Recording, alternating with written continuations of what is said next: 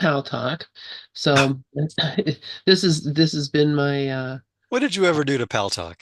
I know it, man. It's just crazy. Why? I think you've been really good to Pal Talk, from what I can tell. I have been, And you they know kicked you out? My gosh, the what? nerve. I know for years and years and years. I mean, honestly, and think about this, every year I That's how pay, rumors get started, right? I guess that is true.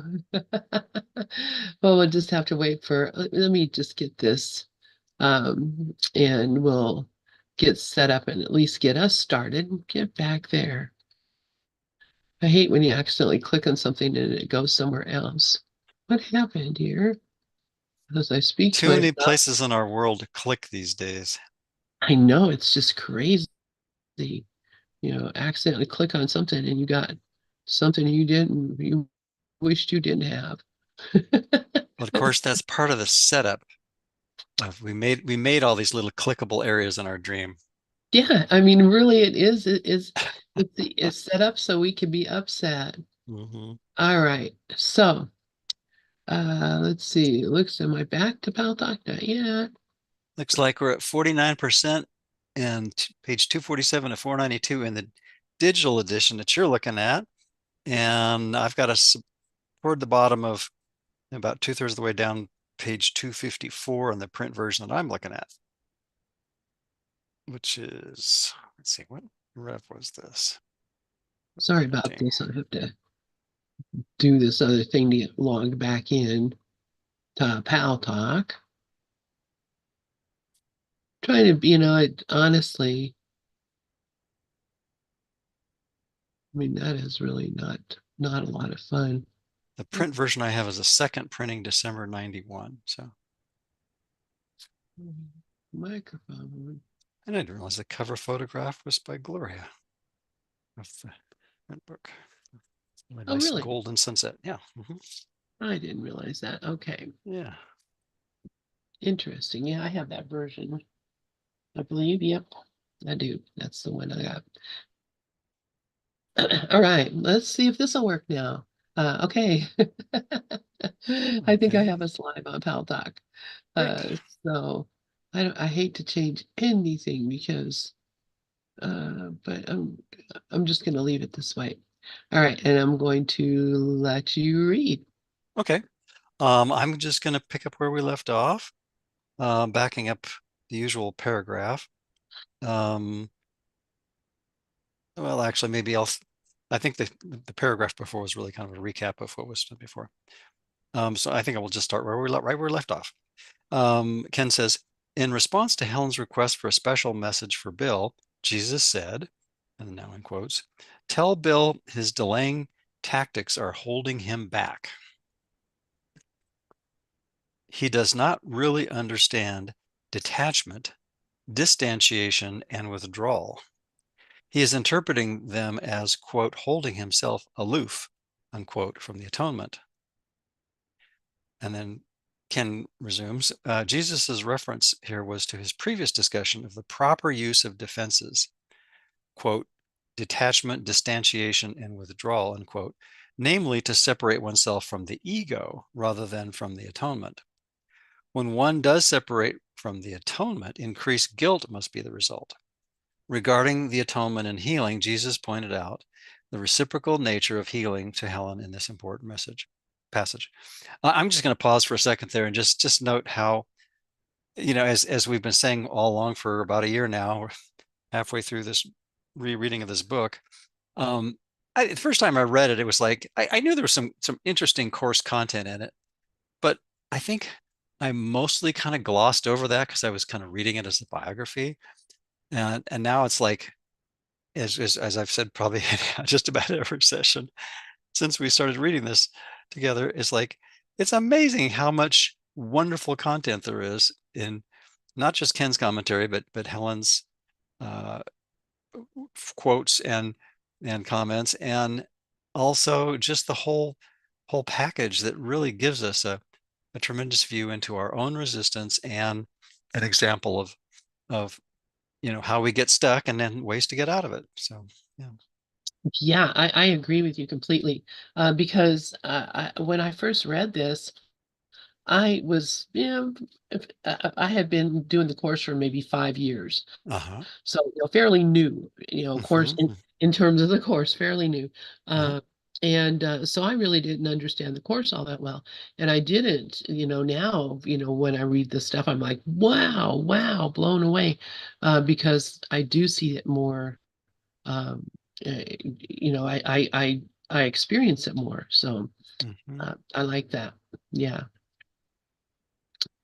So let's see. So we're at, you want me to continue or you want to read on? Either way, do you want to go on from there? Right. Well, now that I got everything straightened out with Pal Talk, I can Okay. I can go straight on reading. Okay. Sure. So let's see. So uh, regarding, I'm just going to go back to your paragraph. Regarding the atonement and healing, Jesus pointed out the reciprocal nature of healing to Helen in this important passage. You don't understand healing because of your own fear. I have been hinting throughout, hinting, hinting, and and once stated very directly because you were unfearful at the time that you must heal others. The reason is that their healing merely witnesses to yours. Mm. So let's see, is there more to this? Yeah, I'm just okay. So just really quickly here, um, we must heal others uh, because their healing merely witnesses our own healing. So the healed mind actually does heal other minds Mhm. uh, through forgiveness and our interconnectedness as one mind. Yeah. And, So and the healing of other minds is part of that healing is healing the belief in otherness. Really. yeah, exactly.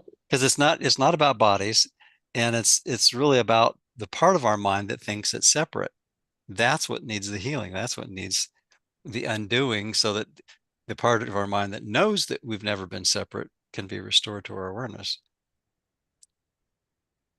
Yeah, absolutely. So, it's all interconnected because it can't Yep. be Yep. disconnected. So, Absolutely. Absolutely. I love the word interconnectedness. I I have a know, whole, yeah. I have a whole website about it. Yes, there you do. And today is the Dalai Lama's birthday. Happy birthday, Oh, His that's Holiness. right. That's right. So speaking of interconnectedness, that's a very big theme throughout the whole Buddhist tradition. I love the quote that's attributed to him. My religion is simple. It's kindness. I whether he said that or not, I don't know, but I like the quote. Yeah, I believe it. I believe it because I mean it just all boils down to the same thing. Hmm. Once once you see it for what it is all. In fact, we have someone reading The Healing Power of Kindness, the Ken That's a Wapnick great one.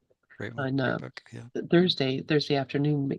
Mickey reads it and has been reading that now with Karen, and it's just wonderful to, hear Ken talk about it Hmm. in such a realistic way, some doable kind of way. So Hmm. uh, all interconnected. So, okay, so I'm going to continue reading. Still later, this passage on healing and how it is temporarily interfered with by Helen and Bill's fear. And this is a quote. The healer who relies on his own readiness is endangering his understanding. He is perfectly safe as long as he is completely unconcerned about his readiness, but maintains a consistent trust in mine with a capital M, mine.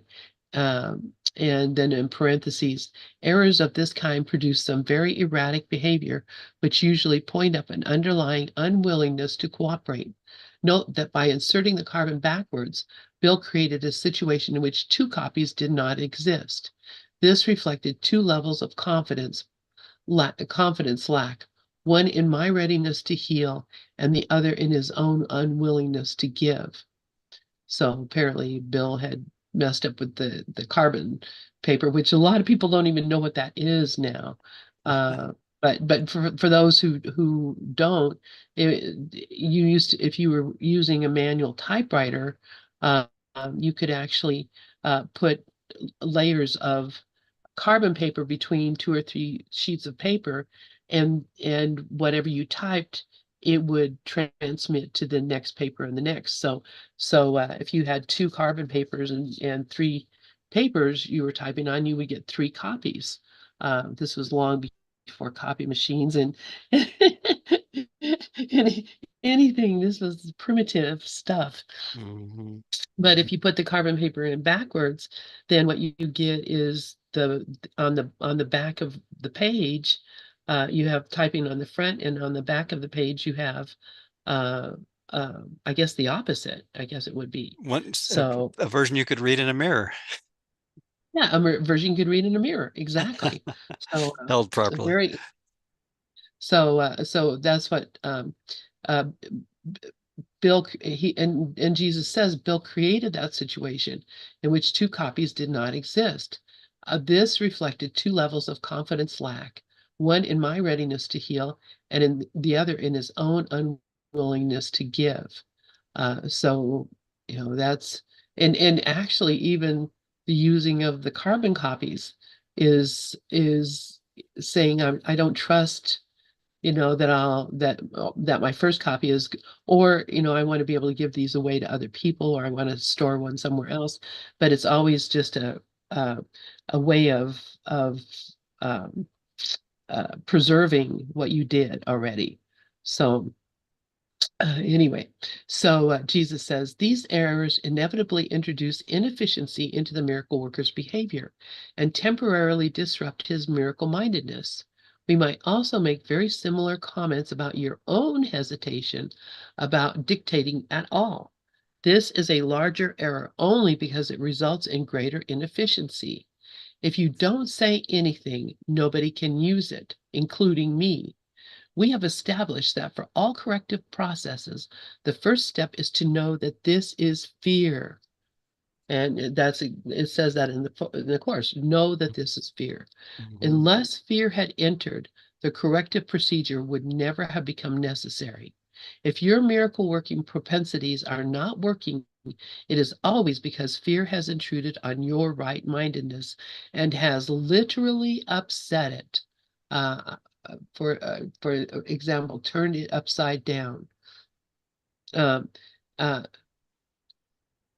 so Jesus is just telling her, your resistance is what is causing the inefficiency in the system. Mhm.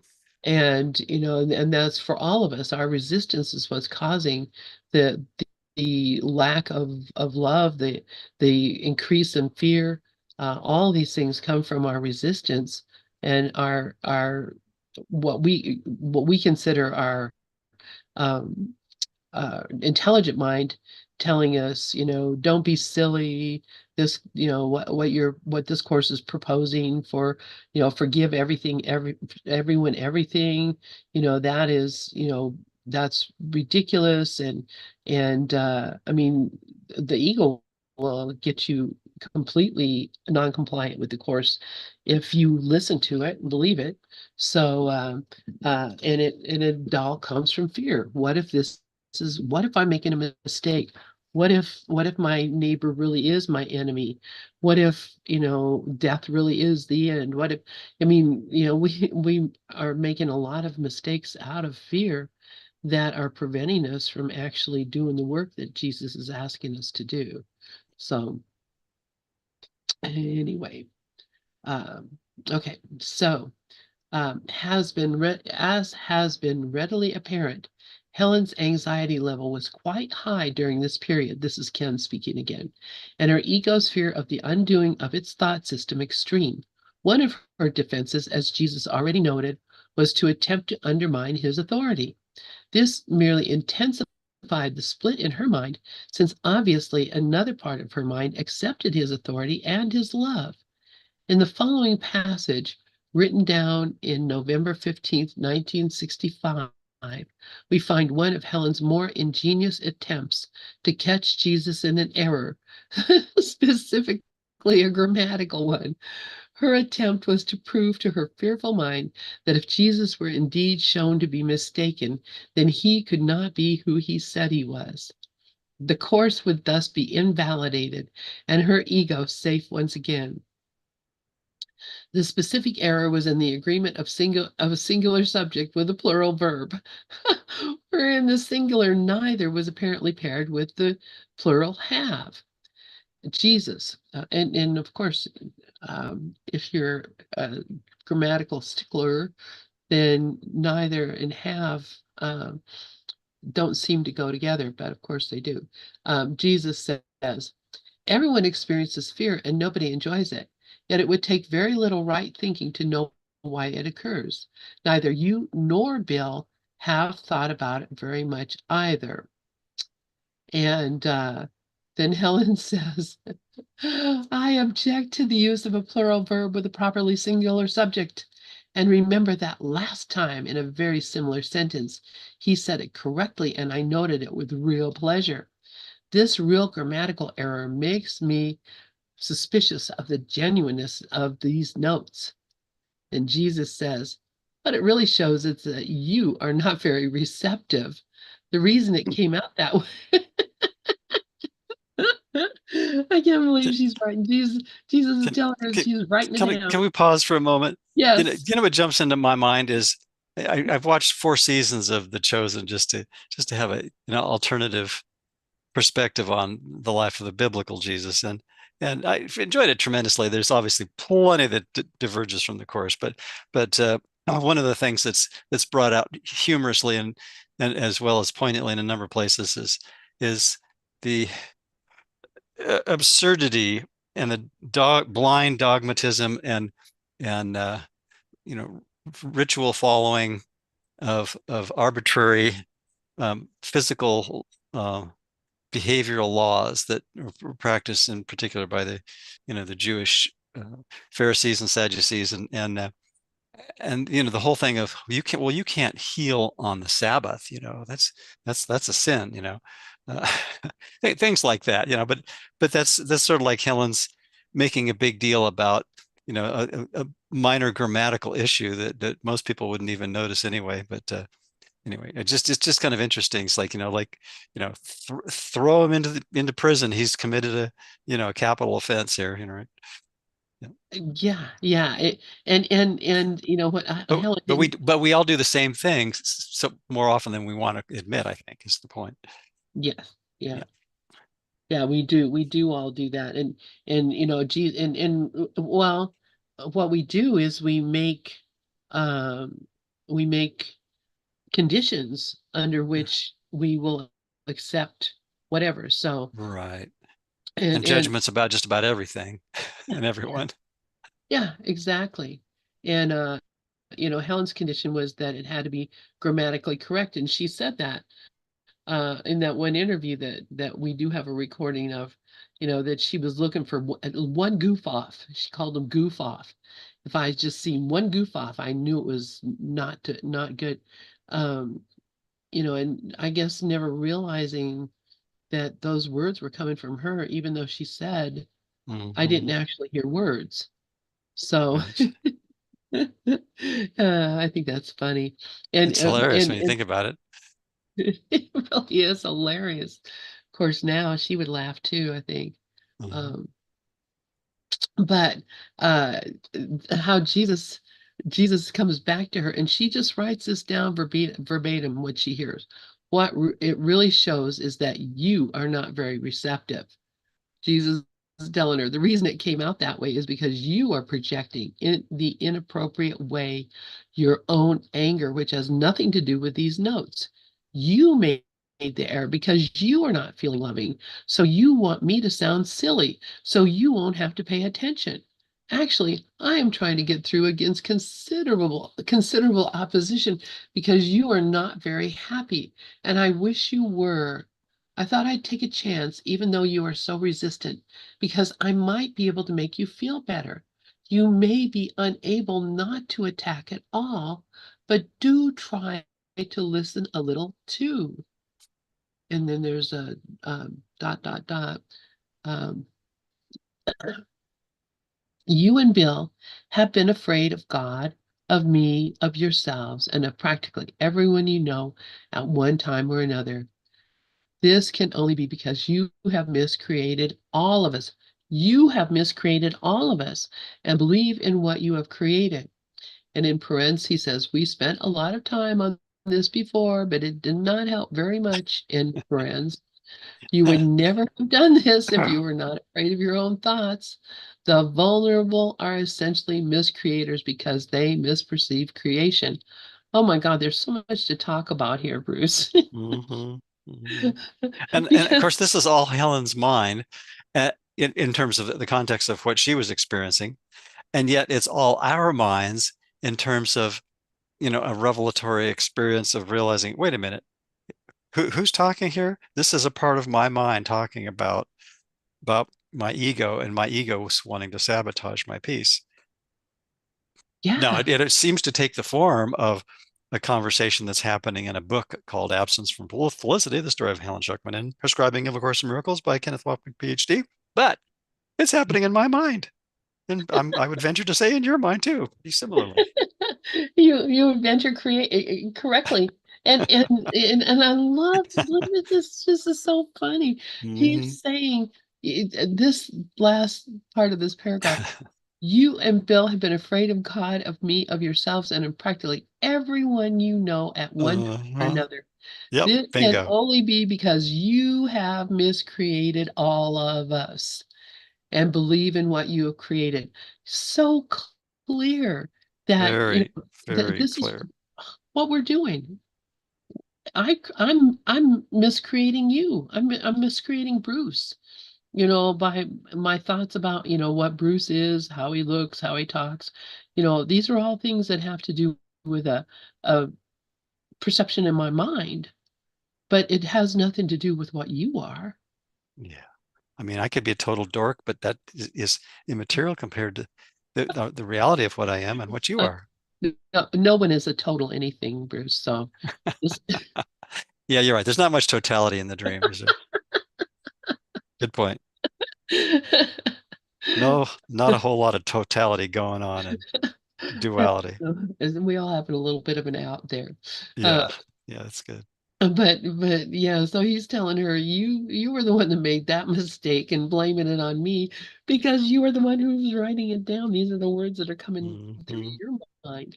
Okay, so then he says, you and Bill are willing to accept primarily what does not change in your minds too much and leaves you free to leave them quite unguarded most of the time. You persist in believing that when you do not consciously watch your mind, it is unmindful. It is time to consider the whole world of the unconscious or unwatched mind. This will frighten you because it is the source of fright. You may look at it as a new theory of basic conflict if you wish, which will not be entirely an intellectual approach, because I doubt if the truth will escape you entirely. Again, here he's just laughing at her. Yeah, I doubt if you're totally stupid. I doubt if the truth will escape you entirely. The unwatched mind is responsible for the whole content of the unconscious, which lies above the miracle level. All psychoanalytical theorists have made some contribution to the truth in this connection, but none of them has, and can put italics on has, seen it in its true entirety. And in uh, parents, the correct grammar here is a sign of your better cooperation. Thank you. End of parens. So Helen was healed of her grammar Nazism. You know what But comes to mind as we're reading this last couple of paragraphs is, I watched a documentary on some of the backstory of the Mel Brooks classic movie Blazing Saddles, which I just loved. I mean, it's just so over the top silly. But my favorite scene is got to be the one where Slim Pickens and his band of bad hombres is on horseback riding into town to ransack the village, and they are stopped by the toll arm that comes down, and it says, Lepetamine Thruway, 10 cents. And then he asks his buddies, anybody got a dime?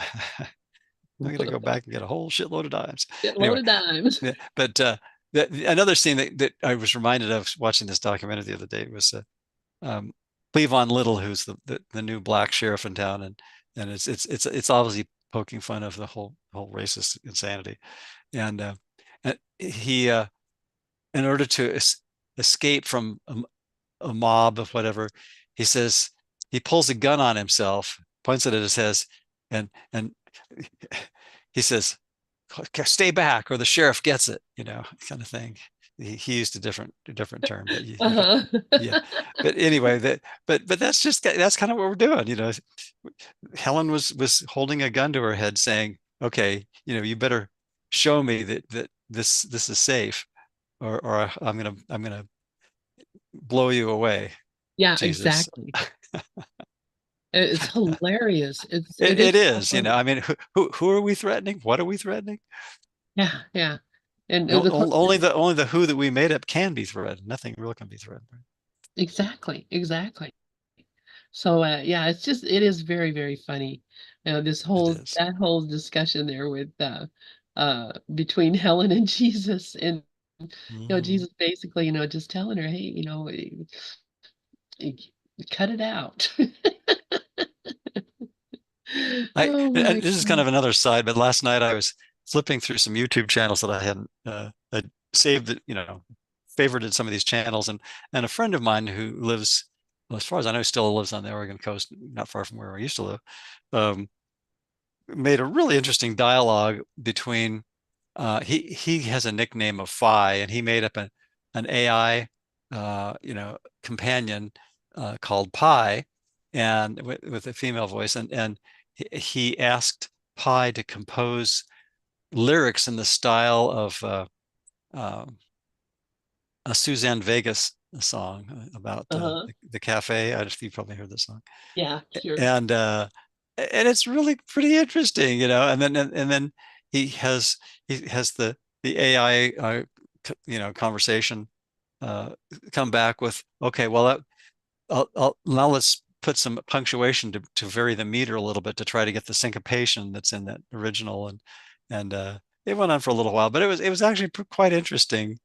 It sounded like a real conversation, with the voices and everything, and the inflections and everything, and yet it's just, it never really left his mind, because the AI tool that he was using was really just using a large language model to predict what would have been the appropriate response based on, a large body of online information to come up with, an interesting conversation, and there was a lot of parroting going on, as you kind of would expect, but it was, it made a reasonable, a listenable conversation for a good while. But That is but really but it's interesting. all taking place, in one mind, and as I was watching it, I was, actually thinking about it now, really. It's like, oh, and that was taking place in my mind, this my alleged Exactly. other friend and his alleged AI generated companion. That is so, so funny. And it makes me think of something that this is a long time ago, when computers were fairly, I mean, they were pretty new, and I used to get these. Uh, you probably did too. Maybe, maybe not. Science fiction every week, every month. Was it monthly? There'd be like a little magazine that came out that had stories in it. Uh-huh. And there was one in one of them where these guys had this big computer that they had, what was UNIVAC, or Uh-huh.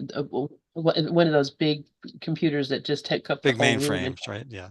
had, yeah, mainframes, and had Mhm. uh tape reels and Yep.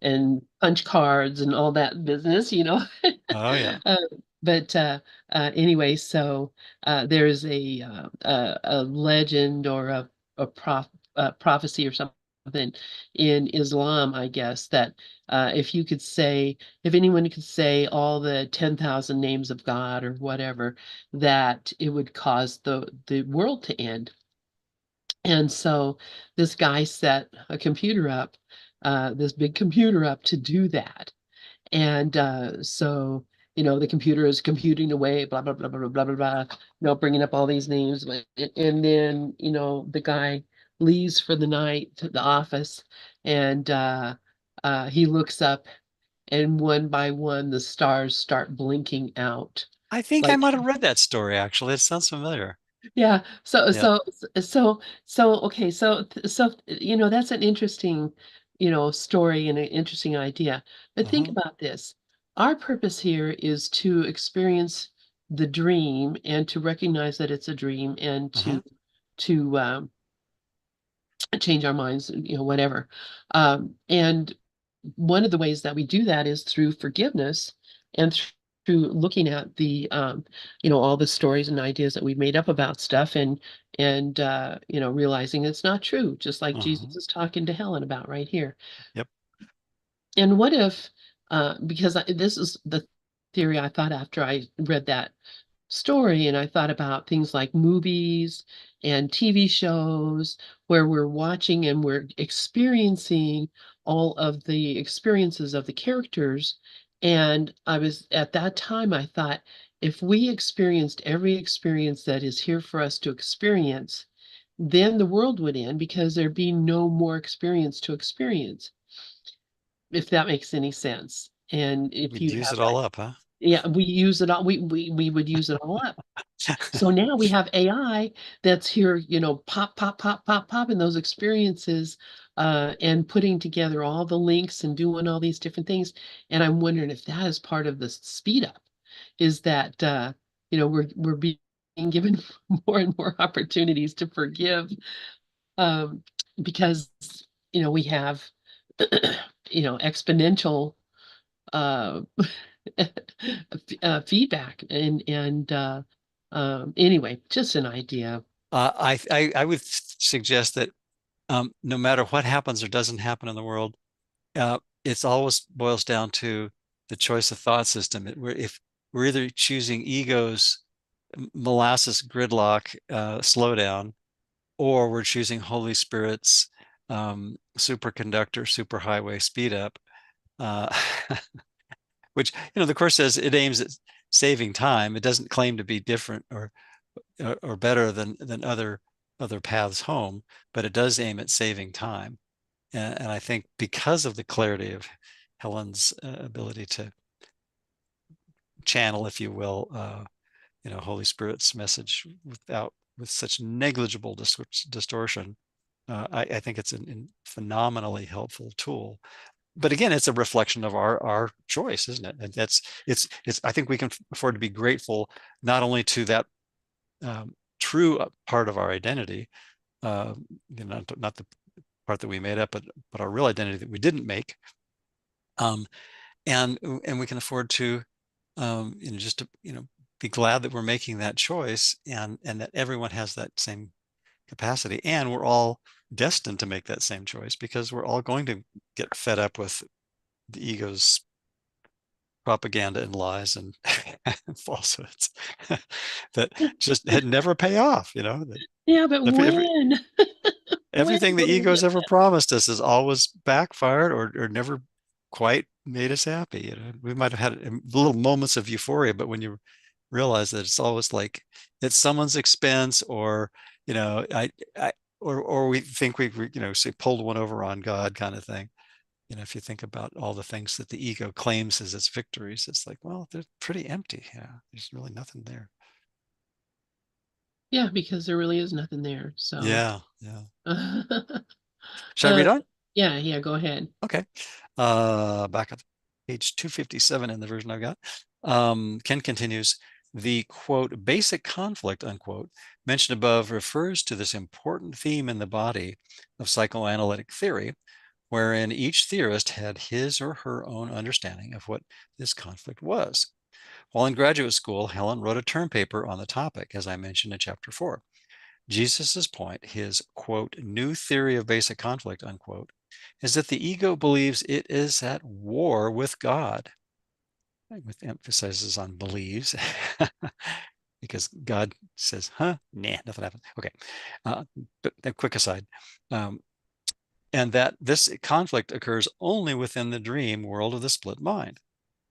In a further discussion of psychoanalytic theory, designed to help Helen and Bill look at Freud's and in parentheses, and his followers' contributions in a different light, Jesus stated, the structure of the psyche, as you, in brackets, Helen, very correctly noted yourself, and then in brackets, in the graduate school papers, follows along the lines of the particular libido, in the brackets, basic energy concept the theorist employs.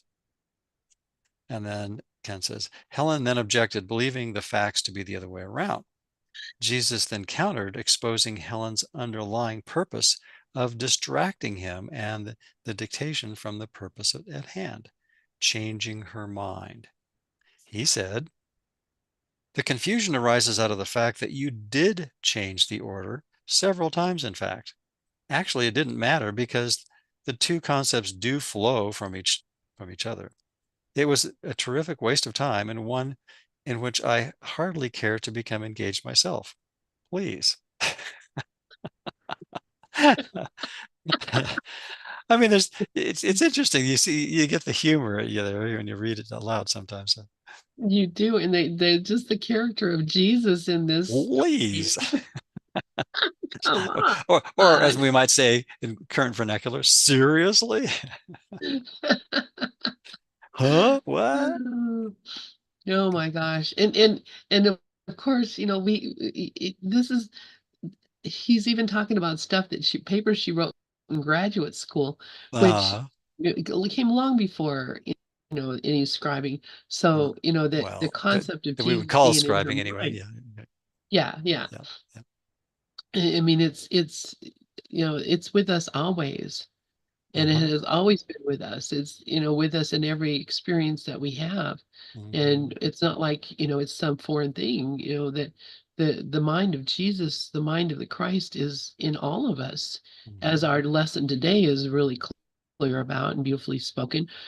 But our propensity to make excuses or delay, that's what really is keeping uh, things um, slow down. So, the fact, and then the way that Jesus is talking to her about it, you did this, you did it. It always reminds me of that in Monty Python. The Holy Grail, where they come upon the witch and they're getting ready to dunk her in the water, and they put like a carrot on her face for a nose, and they're like, look at her, carrot nose. And she goes, you did this. Uh-huh. You did this. I It's didn't do sort of like, and Ken even commented on this in one of his audios I was listening to the other day, is, that governments will plant things on their enemies so that they can accuse them of subversion and foul play and all that kind of stuff. Yeah, I'm thinking of the uh, kind of who was it that was had a car bomb planted in her car? Just but things like that. Just Yeah, crazy stuff. But that's yeah, that's everyone's ego's tactic is to try to sabotage peace. And if we can just kind of look at that, everyone's ego sabotages peace or attempts to, and if we can see through those attempts and just see that, it's just a little scared child that's behind the facade of every big I am the Wizard of Oz, blustering ego. It's yeah. just this little guy pushing buttons and talking into a PA system and Just making a thunder and delayed. lightning appear at the end of the theater, right? Exactly. Oh my goodness. All right.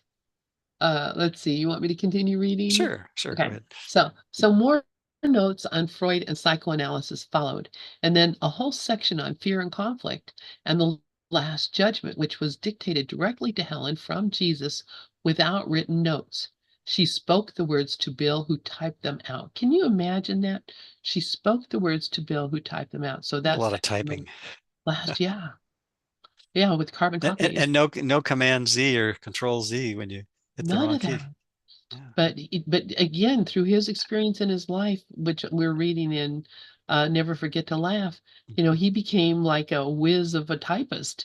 I'll And bet. Yeah. like you said, of course it was appropriate that I would be the one who typed it out since I was her boss. Mhm. It just cracks me up. Uh, Yeah.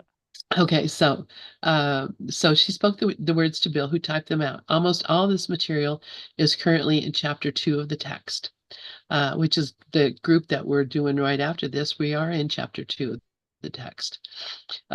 So the first two paragraphs, currently at the end of the first chapter, dealing with the need to study the course to accomplish its goal of mind training, originally appeared in the midst of a discussion that came at this point in the dictation. Jesus was again specifically urging Helen and Bill to study the scribal notes, just as teachers would urge their students to study the material given to them in class. Mhm. All learning involves attention and study at some level. This course is a mind training course. Okay, I guess this is Jesus. Mhm. This course is a mind training course. Good students assign study periods for themselves. However, since this obvious step has not occurred to you, and since we are cooperating in this, I will make the obvious assignment now. Hint, hint. And hint, hint, hint. Oh my gosh. So this is Jesus talking to Helen.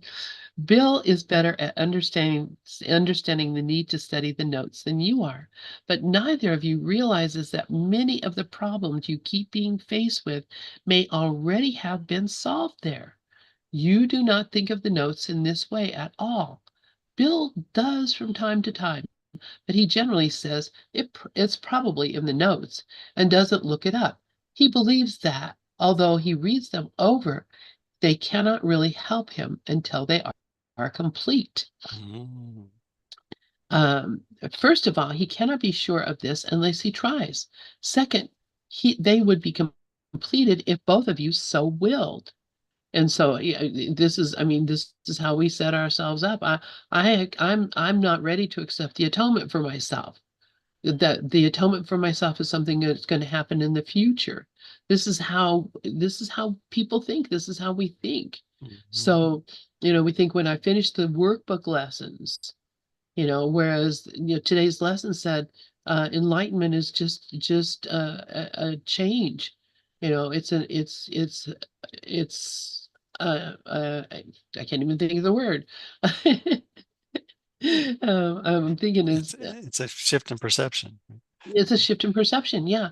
Mhm. So, but he's saying you would have it already if you would just do what I'm telling you to do. Don't wait for this thing to be done. Do it now. So, so he says, first of all, he cannot be sure of this unless he tries. Second, they would be completed if both of you so willed.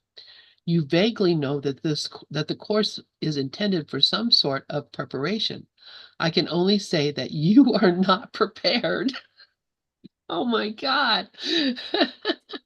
Well, I was amused. Jesus must be just laughing all the time.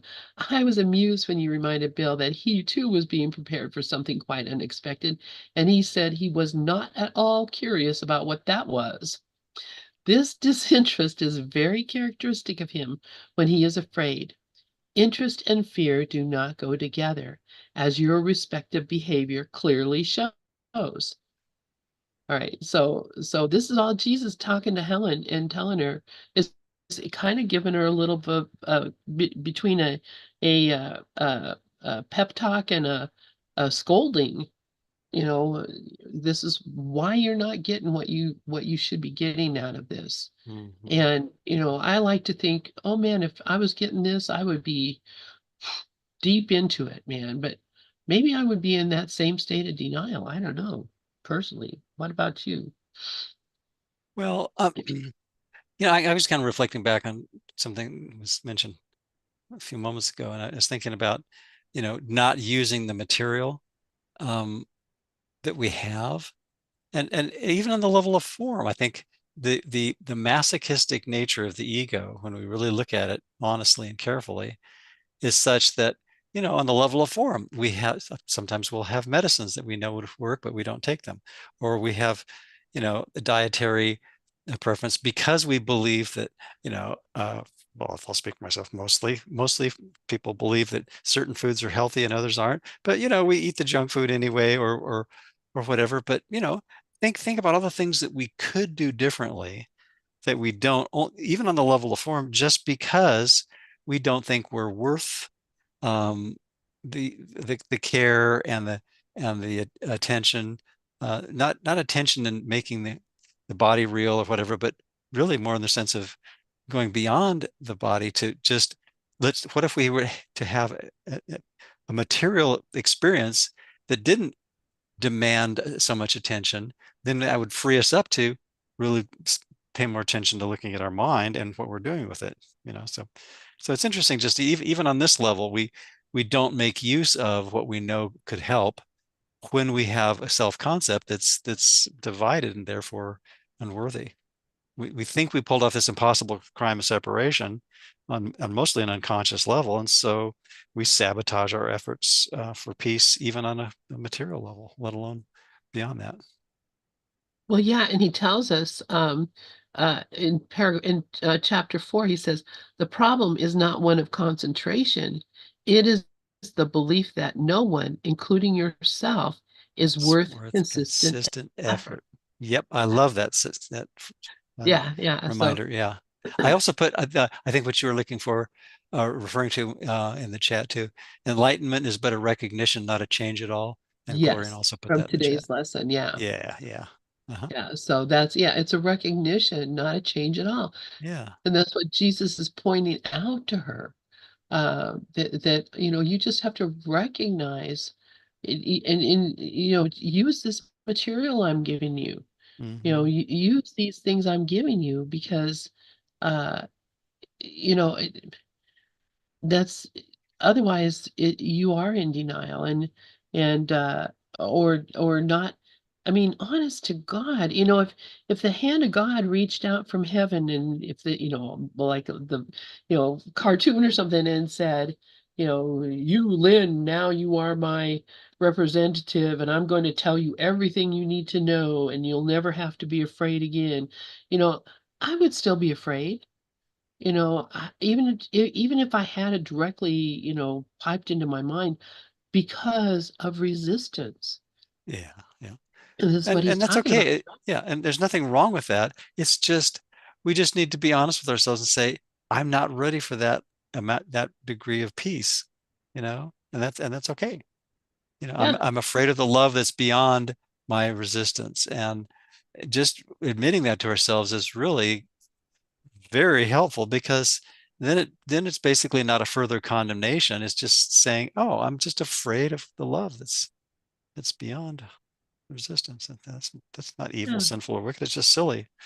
And if we see the silliness of it often enough and with enough depth, at some point we'll say, well, okay, I guess I'm a little more ready to let go of that craziness and yeah. accept our birthright that we all have and all share.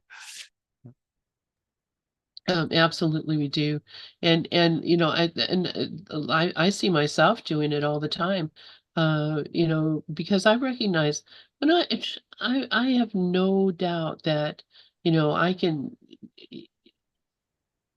can think clearly with the right mind Uh-huh. every single time, all the time, anytime anything comes up. And I do recognize when I'm choosing to think with the wrong mind. Hmm, hmm. I do recognize it and know that I Yeah, can change that. right. So, it's a recognition of, this is what I'm doing. I can stop. And, just again, the idea that, I can stop, but I'm not real interested in it. It's like, I talk about this a lot. Um, I'm going to Scotland in September. Oh, fun. So going over to Findhorn Sounds in cool. September. Yeah. So I think it's really cool. I'm pretty excited.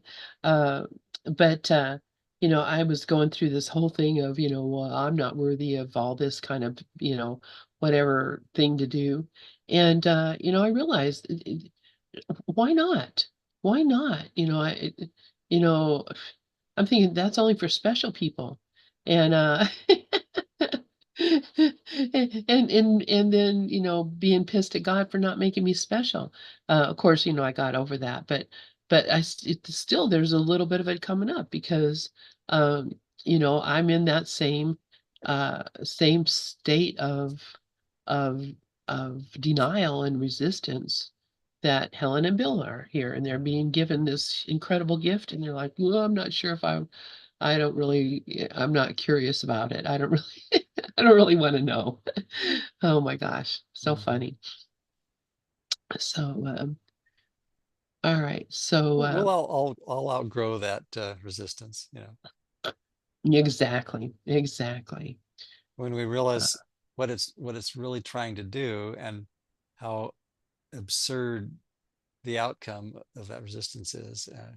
At some point, we'll see, maybe driving my car over this cliff that's coming up isn't such a great idea. oh, but I'm just checking to see if God really loves me, because if he does, he'll save me from that. This, anyway, Not that there's a car or a cliff in reality, but metaphors. exactly. And it'd be like Groundhog Day. Right, right. How many times you Oh, drove that the was like car such over such a great whatever. movie. Yeah, such a I great know movie. it, man. I Yeah. love that movie more and more all the time. The It's one scene that crossed my mind the other day in terms of, there's even a workbook lesson that talks about wanting lavish thanks and gratitude. That's the ego's strategy as well. I'm not going to go along with anything that this book says unless I get, lavish thanks and gratitude and, heaped on me. And and there's a scene in that movie where Bill Murray, same time every day, the kid is falling out of a tree and he grabs him before he hits the ground. And at one point after he's done this, who knows how many hundreds of times, he says, "You have never thanked me." never thanked me. Yeah. Which is a great line, Yeah. but it's really our ingratitude to ourselves, that we project on other people. But nobody wants to admit that, right? Exactly. Exactly. Oh my gosh. Okay. So Shall I'd like to read I think you read the paragraph that starts with "then followed a brief discussion." I haven't read that yet. Oh, we So haven't. Okay, well then, shall I read it? yes, please. Okay, because I think I wanted, the word maladaptive jumped out at me, and I was thinking, one of the expressions, probably the expression Ken Wapnick wanted to be known for, is referring to, the world as a maladaptive solution to a non-existent problem, meaning that the non-existent problem is the ego, but the maladaptive solution is the world that the ego is projecting its unconscious, unfounded guilt onto 24/7, right? Um, but anyway, he uses the word maladaptive defense here. So I'll go ahead and read that sentence or paragraph now. And Ken says, there then followed a brief discussion of mental retardation, and parentheses, Helen's particular field of professional interest, close brand, including the use of it as a, quote, maladaptive defense, unquote, wherein an intelligent person unconsciously, quote, pretends, unquote, not to understand. As Jesus points out, Helen and Bill were expert at this particular form of defense. We pick up with this reference, after which Jesus returns to his exhortation to Helen and Bill to study this material. And now there's a pretty lengthy section here. We'll just read the first paragraph. We're going to run out of time pretty quick. This produces the, quote, pseudo retardation syndrome, unquote, which is which is justly classified as a psychiatric, in parentheses, or disturbed level, close parent, symptom. Both of you do this all the time. Bill acts as if he does not understand even his own special language, let alone mine, and you cannot read it all. This that's pretty funny. This represents a joint attack on both yourselves and me because it renders your mind weak and mine incompetent. Remember, this puts you in a truly fearful position. If you cannot understand either your own mind or mine, capital M mine, you do not know what is really willed. It is thus impossible to avoid conflict, as defined before, because even if you act according to will, you wouldn't know it. So first we have to know what our real will is, which is always some aspect or form of forgiveness, right? And then we have to realize, oh, well, if I'm aligned with that, then I can realize that I am, moving toward consistent peace, right? Yeah, it's really rough on them. I mean, I just never really realized this until just now. Rough How or just authoritative. Maybe that's, yeah, I mean, he's real three like straightforward, like this is yeah, what yeah. you're doing, and Unyielding doesn't necessarily mean rough. It's the way I think of it anyway. Because um, the kindest thing a parent can do when you have an unruly child is to not be affected by the child's behavior.